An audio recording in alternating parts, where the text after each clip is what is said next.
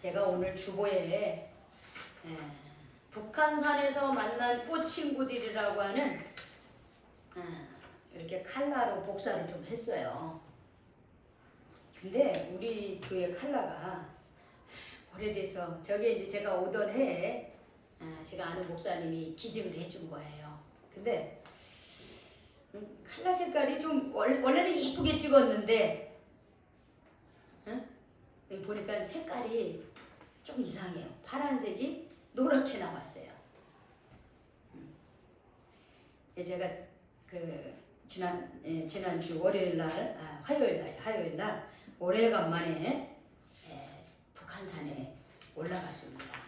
정상에는 못 가고 제가 늘 가는 대남문이라고 하는 데까지인데 그래도 거기까지 오면 왕복 한 12km 정도 돼요. 왕복으로.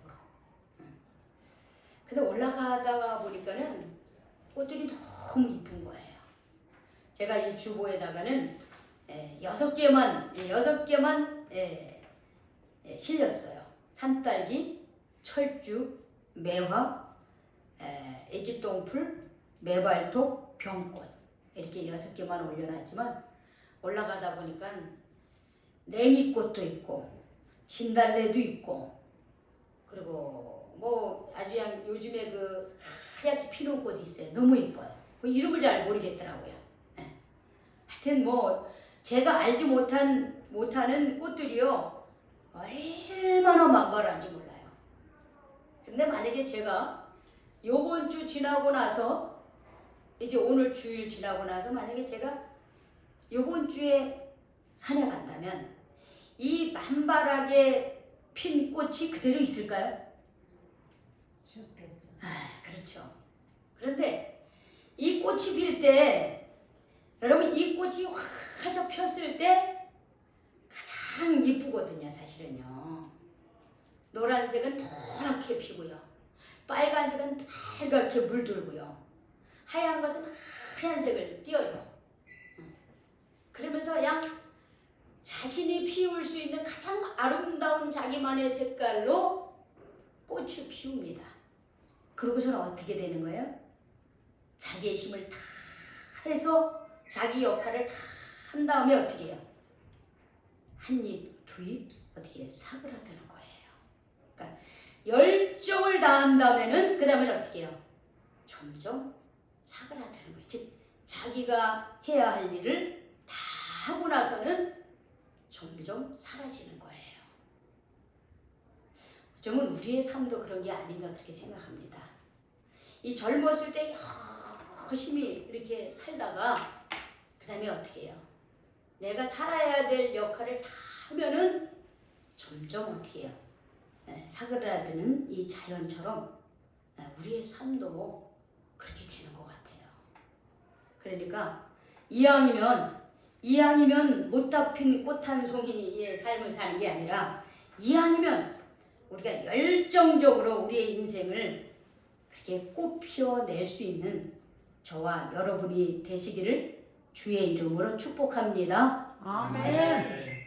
우리가 이렇게 열정을 다해 내 인생을 꽃피우기 위해서 하나의 조건이 있더라고요. 그게 뭐냐? 우리가 하나님 안에서 주님과 동행하는 삶을 살 때 그게 가능한 것 같아요. 왜냐? 2004년도에 여러분 미국에서 제작한 멜 깁슨이라고 하는 영화 배우 여러분 아세요? 멜 깁슨이라고 하는 영화 배우이면서 여기서는 감독이 역할을 했어요. 더 패션 오브 더 크라이스트라고 하는 그리스도의 고난이라고 하는 그 영화를 제작했어요. 그게 뭐냐고 간단하게 말하면 예수님이 십자가에 못 박히는 그 과정을 너무나 섬세하게 그려냈어요. 그래서 저는 그걸 보고 너무 끔찍했어요. 막 예수님을 막 채찍으로 막 때리는데 그 채찍에는 끝에는 가죽으로 된 그 채찍의 끝에는 뭐가 있냐면 갈고리 같은 새 갈고리가 있는 거야. 그래가지고 예수님을 탁 때릴 때에 그 갈고리가 예수님의 살점을 탁 어떻게 해요? 뜯어내는 거예요. 된다는 거예요. 그거 왜 그러냐? 십자가에 못 박힐 때 빨리 죽으라고 그렇게 고통을 준다는 거예요. 근데 그걸 보니까 너무 끔찍해서 그걸 못 보겠더라고요. 나는 보기 싫지만 예수님은 그런 고통을 당하신 거잖아요. 그 예수님이 왜 그렇게 처참하게 돌아가셨느냐? 그것은 자기를 향하신 하나님의 거룩한 뜻에 어떻게 해요? 완전히 순종했기 때문에 하나님이 예수님을 통해서 이 땅의 구원을 이루시기 위한 그 하나님의 뜻을 어떻게 해요? 십자가라고 하는 그 고난 가운데서 그걸 감당하셨다고 하는 거예요. 그래서 우리가 여기서 패션이라고 하는 것은 우리가 흔히 열정할 때 패션이라고 하기도 하지만 사실 이 패션은 고통을 말하는 거예요.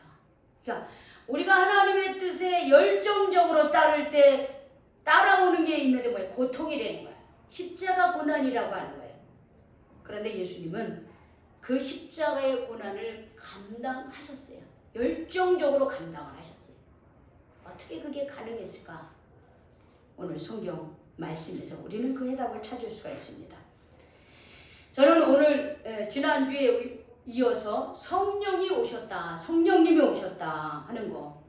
그래서 예수님은 제자들에게 너희들이 예루살렘을 떠나지 말고 하나님께서 내가 부탁한 성령님을 대신 나는 하나 다시 승천하지만은 그러나 너희들을 혼자 내버려 두지 않고 너희를 고아처럼 내버려 두지 않고 성령님을 보내주시겠다고 약속을 하셨어요. 근데 그 성령님은 어떻게 해요? 예수님처럼 육으로 오는 게 아니에요. 그때의 성령님은 부활하신 예수님의 영으로 보이지 않는 거룩한 영으로 이 땅에 오시는 거예요. 그래서 제자들이 함께 모여 찬송하며 기도할 때에 성령이 임하셨죠. 성령님이 강림하셨어요. 바람처럼 불처럼 임하셨다 그랬습니다. 그래서 우리가 지난주에 그 성령이 어떻게 임하셨어요? 바람처럼 임하셨다. 바람처럼 임하셨다는 거예요. 근데 여기서의 바람은 그냥 불어오는 바람이 아니라 생명의 바람을 말하는 거예요. 이 4월 달에 막 온 들과 산이 막 산천 초목이 푸르고 막 꽃을 피우는 건 뭐예요? 생명의 봄바람이 불어서 그렇거든요. 생명의 봄바람이 불면 보이는 육의 것들이 다 살아나는 거예요. 그런데 여기서의 바람은 하나님의 생명의 바람을 말하는 거예요. 우리가 창조되었을 때 하나님께서 흙으로 빚으셔서 생명의 호흡을 코에 불어넣으니까 우리가 살아있는 생명이 되었던 것처럼 여기서 바람처럼 임하신 이 성령님은 뭐냐면 생명을 말하고 있는 겁니다. 즉 우리에게 새로운 생명을 주셨다고 하는 거예요. 새로운 생명을 그거를 성령 세례라고 하는 거예요. 성령 세례를 받음으로 우리가 확실히 어떻게 해요? 내가 누구누구의 부모의 자녀인데 내가 이 성령 체험을 하고 세례를 받고 나서는 우리는 더 이상 누구의 자녀로만 머무는 게 아니라 어떻게 다시 영적으로 하나님의 자녀로 태어나는 거예요. 그게 바로 거듭남이고 새로운 태어남이에요. 두 번째 태어나는 거예요. 영적으로 다시 태어나는 거예요. 이 성도들은 처음에 초대교회 성도들은 바람처럼 임하신 그 생명의 바람을 어떻게 해요? 마음 가득히 느끼는 거예요. 그러면서 이제 나는 더 이상 내가 누구의 자녀가 아니라 나는 정말 하나님의 자녀가 됐구나 하는 것을 분명히 깨달았다는 거예요. 그 다음에 오늘은 뭐냐요? 불처럼 임하신 성령님이라는 거예요. 오늘 성경이 뭐래요? 그들이 기도할 때에 바람처럼 어디서 호련히 어떻게 해요? 급하고 강한 바람 같은 소리가 있어요. 그들의 완전 온 집에 가득을 하면서 그들을 어떻게 해요? 자기네들이 이렇게 이제 내가 정말 하나님의 자녀라고 하는 것을 너무 강렬하게 그걸 깨달아요. 그러고서 뭐예요? 두 번째는 마치 불의 혀처럼 갈라지는 것들이 그들에게 보여 각 사람의 이 성령의 불이 하나씩 임하였습니다. 근데 여기 보면 불이라고 표현하지 않으세요. 불의 혀처럼 갈라지는 것들이. 불이 임했다고 하지 않고 불의 혀처럼 갈라지는 것들이 각 사람 위에 영이 임했다고 그렇게 표현을 하고 있습니다. 그러면 여러분 우리가 불과 같이 오신 성령이라고 하는 게 도대체 무슨 말일까? 우리가 구약에서 보면요. 출애굽기 3장 1절에서 5절에 보면 모세가 40년 동안 이집트에서 왕자로 살다가 자기가 잘못해가지고 어떻게 해요? 애국 군인들을 죽임으로 인해서 그게 탄로 났거든요. 그래서 도망갔어요. 어디로 갔느냐? 저기 광야로, 미디안 광야로 도망을 갔어요. 그러면서 거기서 이제 자신이 자기의 정체성을 모를 때는 이집트 왕자로 살았지만 자기가 누구의 아들이라고 하는 것, 자기가 이스라엘 유대인의 아들이라고 하는 것을 알고 난 이후에는 이집트 군인을 죽였단 말이에요. 그러고 나서 그것을 어떻게 해요? 감추기 위해서 그리고 어떻게 해요? 드러났죠. 감췄는데 드러났어. 그래서 자기 죽을 위기에 있으니까 도망간 거예요. 도망가서는 이제는 자기는 아무것도 아닌 거예요. 내가 이집트 왕자인 줄 알았는데 최고의 학문과 최고의 권력을 가진 왕자란 말이에요. 곧 왕이 될 수도 있는 그런 사람이에요. 근데 자기가 별거 아닌 것 같은 거에 자기가 어떻게 해요? 지금 이제 저 맨 꼭대기에서 저기 가장 낮은데 이제 저기 목동이 돼버린 거야. 참 낮은 자가 돼버린 거예요. 거기서 얼마를 지내느냐? 또 40년을 지냈잖아요. 그냥 다 포기하고 사는 거야. 아이고, 이제 뭐 나는 아무것도 아니야. 내가 이스라엘 백성들을 위해서 뭐 그 사람들이 뭐 이집트에서 뭐 노예 생활을 하든 말든 내가 무슨 힘이 있어 이러면서 어떻게 해요? 다 자포자기 하는 심령으로 미디안 광야에 머물면서 거기서 대충 결혼도 하고 자식들도 둘도 낳고 이렇게 살고 있습니다. 다 포기를 했어요.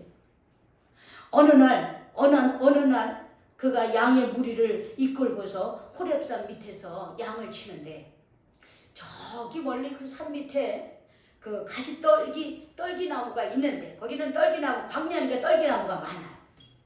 그런데 거기에 불길이 확 타오르는 거예요. 근데 모세가 멀리서 쳐다보는데 불이 막 붙었어. 떨기나무. 그러면 여러분 떨기나무에 불이 붙으면 어떻게 됩니까? 활활 타다가 더 이상 나무가 없으면 어떻게 돼요? 사그라들어야 되잖아요. 근데 가만히 보니까는 그 떨기나무에 불이 붙었는데 사라지질 않는 거예요. 계속 불이 타오르는 거예요. 그러니까 모세가 이상하다. 왜 이런가 하고서 그 떨기나무에 붙어있는 불 가운데로 이렇게 그거를 보고 가까이 하려고 하는데 거기서 하나님의 음성이 들리는 거예요. 모세야, 모세야 그러는 거예요. 불은 계속 활활 타오르는데 어떻게 해요? 그 안에서 하나님의 음성이 들리는 거예요. 내가 서 있는 곳은 거룩한 땅이니 내 발에서 신을 벗으라 이렇게 얘기합니다. 그러고서 모세에게 사명을 주셨어요. 야, 내 백성 이스라엘 백성들이 지금 신음하고 고통을 당하는데 네가 가서 구원해 내라 이렇게 얘기합니다. 여러분 떨기나무 가운데 그 불이 이렇게 활활 타오르는 그것은요 비현실적인 거죠. 일반적인 불이라면 어떻게 해요? 그 떨기나무가 다 타버리고 그리고 더 이상 탈 게 없으면 불도 사그라지는 거예요. 그런데 그 떨기나무 가운데 불이 임하는데 그 불은요 그 떨기나무를 태우지도 않고 어떻게 해요? 불도 사그라지지 않아요. 그런데 그 속에서 하나님의 음성이 들리는 거예요. 이게 뭐냐면 비현실적인 상황이죠. 그리고 이거는 초자연적인 현상이에요.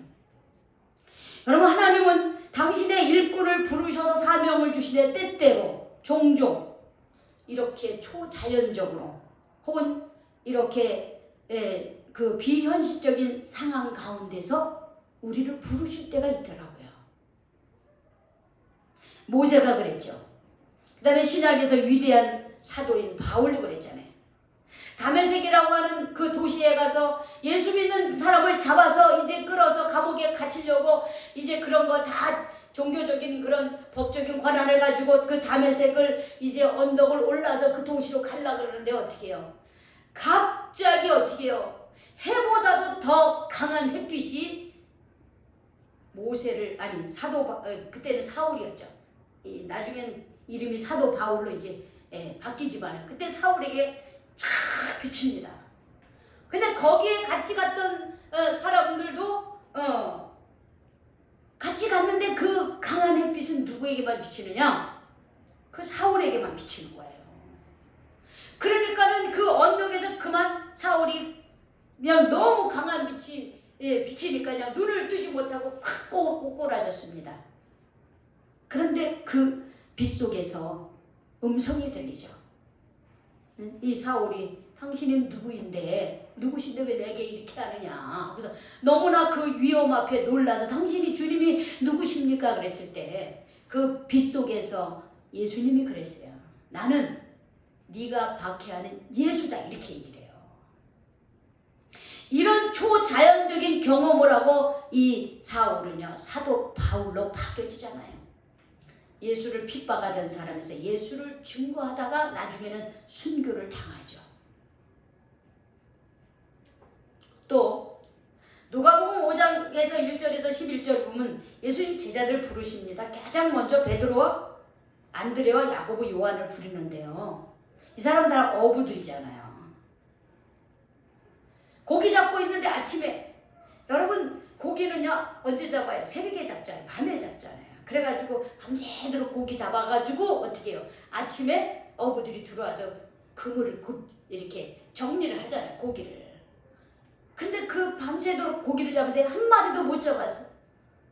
그래서 빈 그물을 어떻게 해요? 빈 그물을 정리하고 있는데 예수님 뭐라 그래? 베드로한테. 깊은 데로 가서 던져라 이렇게 얘기하세요. 베드로한테. 그런데 베드로가 뭐라 그러냐면 제가 주님이 명령하시니까 순종하겠습니다. 이 말은 뭐냐면 우리가 밤새도록 잡았지만 한 마리도 못 잡았어요. 오늘은 꽝인 날이에요. 꽝이에요. 그러나 예수님 말씀하시니까 제가 던져볼게요. 하고서 던졌는데 어떻게 됐습니까? 이 빈 그물이요. 밤새도록 잡아도 잡지 못하는 그 빈 그물이요. 예수님의 명령에 순종해서 더 깊은 데로 던졌더니만 어마어마한 어떻게 해요? 고기가 잡히고 그리고 모자라가지고 자기 친구 야고보하고 요한한테도 어떻게 해요? 도와달라 그래서 가득 어떻게 해요? 건집니다. 그런 상황에서 예수님 뭐라 그러냐면 나를 따르라 이렇게 나를 따르라 부르시는 거예요. 그러니까 베드로가 뭐라 하냐면 무릎을 탁 꿇고 주님 저는 죄인입니다. 저는 주님을 따를 자격이 못 됩니다. 이렇게 얘기해요. 근데 예수님 뭐라 하냐면 이제부터 너를 고기 잡는 어부가 아니라 사람을 낚는 어부가 되게 하리라 하면서 베드로와 야고보와 요한을 선택을 하셔요. 이들이 어떻게 예수님의 부르심에 그물을 다 내려두고 예수님을 따라갔다 그랬어요. 하나님께서는 종종 자주 우리가 생각할 수 없는 이런 초자연적인 그리고 이런 놀라운 가운데 어떻게 우리를 부르실 때가 있다라고 하는 거예요. 그런데 오늘 이 제자들, 이 마가의 다락방에 모여있던 이 성도들이요. 불처럼 불과 같은 그런 성령이 임하시는 사건을 경험을 해요. 이렇게. 그리고 그들을 하나님의 나라의 백성으로 삼아주시고 그리고 하나님 나라를 만들어가는 사명자로 세워주신 거예요. 즉 불처럼 하나님이 그들 가운데 임하셨다고 하는 것은 그들에게 새로운 열정을 주셨다는 거예요. 새로운 사명을 주셨다는 거예요.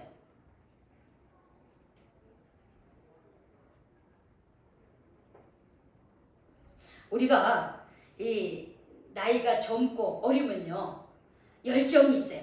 내가 뭘 해야지. 특별히 이제 남자 청년들은요 군대 갔다 오면요 내가 뭔가 다 할 수 있을 것 같아. 그런데 또 부딪혀보면 어때요? 또 어려운 점도 있지만 이 군대를 갔다 오면 혈기왕성해져가지고 뭐든지 잘할 수 있을 것 같은 열정을 막 불태우고 막 그걸 가지고 더 열심히 하기도 해요. 근데 여러분 때때로 인간의 열정은 사람을 죽일 때도 있어요. 인간의 열정으로 욕심을 내서 하다 보면은요 화를 부를 수도 있고 나를 죽일 수도 있고요 때로는 타인을 죽이기도 해요. 내 열정, 인간의 욕심의 열정이. 예를 들어서 그런 거 있잖아요. 응? 사업을 하는데 실적을 많이 올려야 되잖아요. 응? 그러면 어떻게 해요? 쉬지도 못하고 그 실적을 올리기 위해서 계속 어떻게 해요? 압박을 받고, 응? 그런단 말이에요. 그러다가 어떻게 해요? 죽기도 하고 스트레스 받아 쓰러지기도 하고 그런 거거든요, 사람들이. 그래서 인간의 열정은 때때로 죽음을 부르기도 하고 고통을 부르기도 하고 다른 사람을 죽이기도 해요. 그러나 여러분, 하나님이 주시는 열정은요, 절대로 사람을 죽이지 않습니다. 하나님이 주시는 사명과 열정은요, 생명을 살리는 일에 다시 쓰임을 받는 거예요. 성령이 임하신 사람들의 삶은요, 달라지는 거예요. 그게 사도행전에 계속 있잖아요. 성령을 받았던 12제자들의 삶, 그리고 거기 모여있던 120명의 성도들의 삶은요, 어떻게 나중에 달라졌어요. 어떻게 돼? 바람처럼 임하신 성령님, 불같 같은 성령님을 그들이 어떻게 해요? 그 내면에 가득 경험하고 함께함을 체험하고 나서는요, 그들은 삶의 목적이 달라졌습니다. 삶의 태도가 달라졌어요. 모세는 어떻게 해요? 모세는 불 가운데 임하신 그 하나님의 음성을 듣고 하나님의 부르심을 받고 어떻게 해요? 다시 사명을 갖고 다시 이집트로 돌아가서 하나님의 그런 인도함 속에서 이스라엘 백성들을 이집트에서 탈출시키는 그런 위대한 지도자가 돼요. 사도 바울도 마찬가지죠. 사도 바울. 예수를 핍박했던 사람이 예수를 증거하는 사람이 됩니다. 베드로도 마찬가지잖아요. 그냥 일반적으로 서민적으로 그냥 내 한 가족 살리면서 그렇게 먹고 살던 사람인데 나중에는 수많은 사람들을 살리는 주의 제자가 됐잖아요. 베드로. 마태라고 하는 세리잖아요. 세리. 마태라고 하는 사람은 어떻게 해요? 세리란 말이에요. 역시 삭개오라는 사람도 세리 중에 세리장이었어요. 자기 욕심만 채우고 자기 배만 채우던 사람이었어요. 그러나 예수를 만나고 나서는 그들이 어떻게 됐어요? 달라졌어요. 정직하게 살고 불의한 삶을 살지 않고 거짓된 인생을 살지 않고 자기만 위해서 살던 사람들이 어떻게 해요? 자기의 그 재산의 절반을 남을 위해서 어려운 이웃을 해서 쓰는 그런 사람으로 그렇게 달라지는 거예요. 그게 진정한 예수 믿는 사람의 삶이고 성령이 임하신 사람들의 삶입니다. 그래서 우리가 이 불같은 성령이 임한다라고 하는 것은 뭐냐면 우리가 예수님의 영이 내 안에 임함으로 우리의 마음이 뜨거워졌다라고 하는 얘기예요. 우리의 마음이 뜨거워져서 우리가 하나님의 자녀로서 새로운 열정과 사명을 회복하는 것이에요.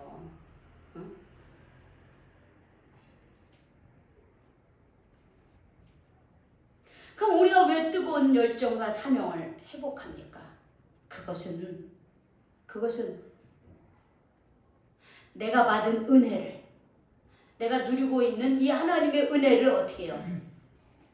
믿지 않는 우리의 가족, 우리의 부모님, 형제, 자매, 그리고 주변에 있는 사람들에게 우리가 전하기 위함이라고 하는 거예요.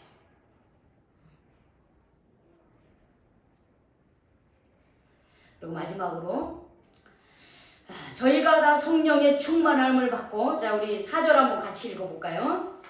4절 같이 읽어봅시다. 시작. 그들이 다 성령의 충만함을 받고 성령이 말하게 하심을 따라 다른 언어들로 말하기를 시작하기라, 이렇게 됐어요. 쉽게 말해서 성령이 말하게 하심을 따라 다른 언어들로 말했다라고 하는 것은 뭐냐면 방언을 말하고 있습니다. 방언은 사투리라고 하는 뜻이에요. 근데 이게 단순한 사투리가 아니라 방언은 하나님과의 소통의 언어다. 하나님과 소통하는 언어다. 방언은 하나님과 소통하는 언어예요. 성령의 충만함을 받고 그들이 성령이 말하게 하심을 따라서 다른 언어들로 말하는데 그게 뭐냐면 그 다른 언어가 다른 언어가 아니라 하나님과 소통하는 거예요. 하나님과 기도하는 거예요. 하나님하고 대화하는 거예요.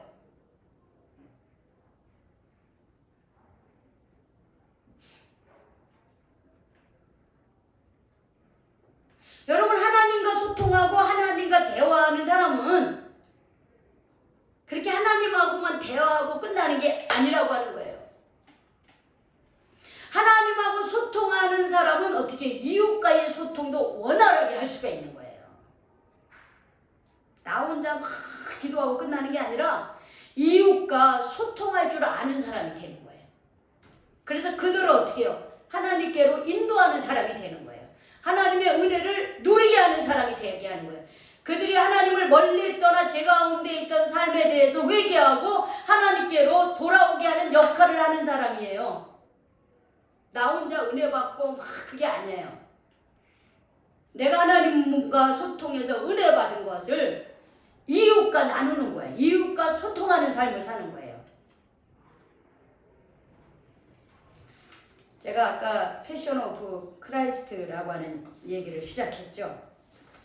여러분, 왜 예수님은 왜 그렇게 십자가에 못 박혀 그렇게 처절한 죽음을 당하셨습니까?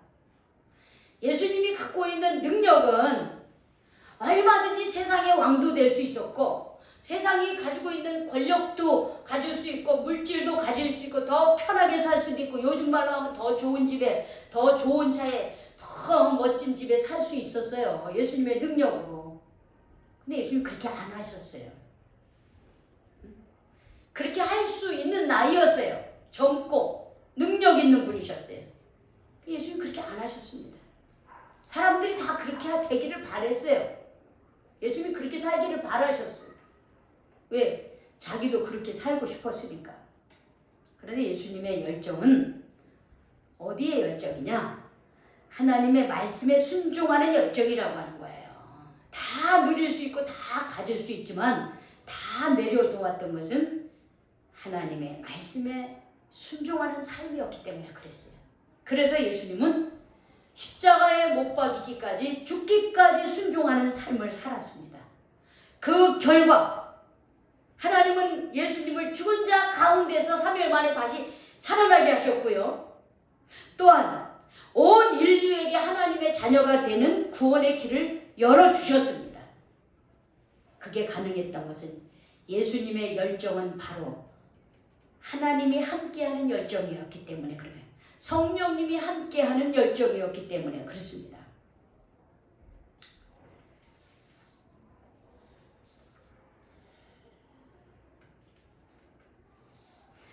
우리가 한평생 살아간다고 하는 게 제가 이렇게 보니까 쉬운 게 아니더라고요. 정말. 그 한평생을 살아가면서 별의별 일들이 다 많아요. 우리 지난주에 우리 노재희 집사님 따님이 먼저 돌아가셨잖아요. 그쵸? 물론 그 전전주에 또 우리 동현이 또 할아버지가 또 돌아가셨고요.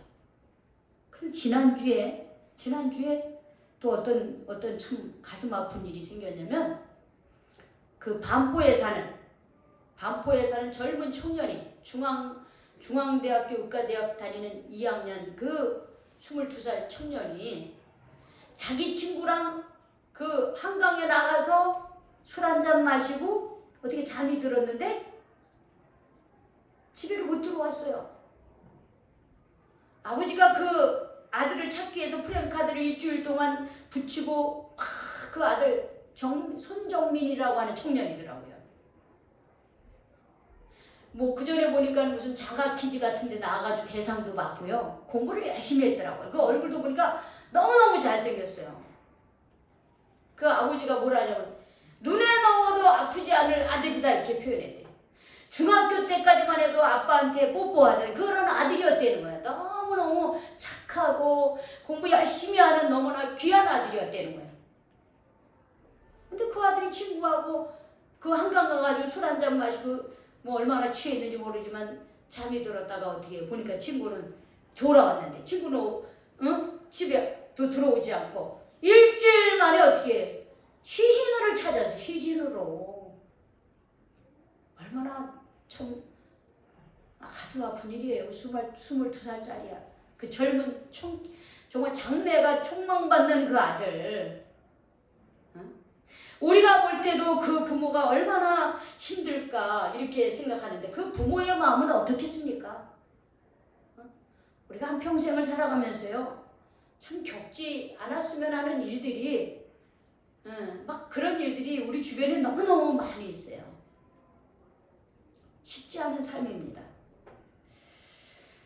우리가 이런 가운데서 정말 성령님이 우리와 함께 하지 않으면 이 삶을 끝까지 잘 감당할 수, 물론 살 수는 있겠죠.